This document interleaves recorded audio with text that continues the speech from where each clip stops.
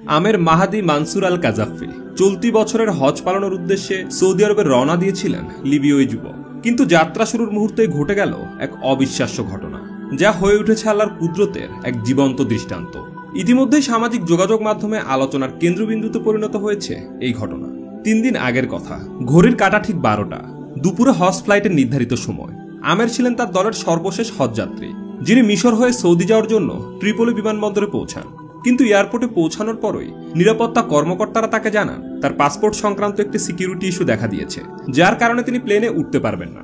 বাকিরা বোর্ডিং শেষ করে প্লেনে উঠে যান, আর আমের একা বসে থাকেন হজের আশাভঙ্গের আশঙ্কা নিয়ে। পরিস্থিতি দেখে এক নিরাপত্তা কর্মকর্তা দুঃখের সঙ্গে বলেন, সবই আল্লাহর ইচ্ছা, হয়তো এই হজ যাত্রা তোমার কপালে ছিল না। কিন্তু আমের ভয় পাননি, তার মুখে ছিল দৃঢ় বিশ্বাস ভরা জবাব, ইনশাআল্লাহ প্লেনটি উড়বে না, আবার আসবে। আমার নিয়ত হজ, আমি অবশ্যই যাব। প্রবল বিশ্বাসের সঙ্গে দেওয়া তার এই জবাবের কিছুক্ষণ পরে ঘটে যায় প্রথম বিস্ময়। এয়ারপোর্টে ঘোষণা এলো প্লেনটিতে যান্ত্রিক ত্রুটি দেখা দিয়েছে, আর সেটি ফিরে আসছে। বিমানবন্দরে সবার চোখ বিস্ময়ে বড় হয়ে গেল, কিন্তু তাতেও পাইলট আমেরের জন্য দরজা খোলেননি। দ্বিতীয়বারও আমেরকে ছেড়ে উড়ে গেল বিমানটি, কিন্তু মাঝ আকাশে বিমানটি আবারও বিপাকে পড়ে। এবার মৌসুমী ঝড়ো আবহাওয়ার কারণে বিমানটি আবারও ফিরে আসে। তখন পাইলট নিজেই বলেন, আল্লাহর কসম, আমি আর উড়ব না যতক্ষণ না আমের প্লেনে ওঠেন। অবশেষে বিমানের দরজা খুলে দেওয়া হয় শুধু আমেরের জন্য, আর তিনি উঠে পড়েন সেই বিমানে।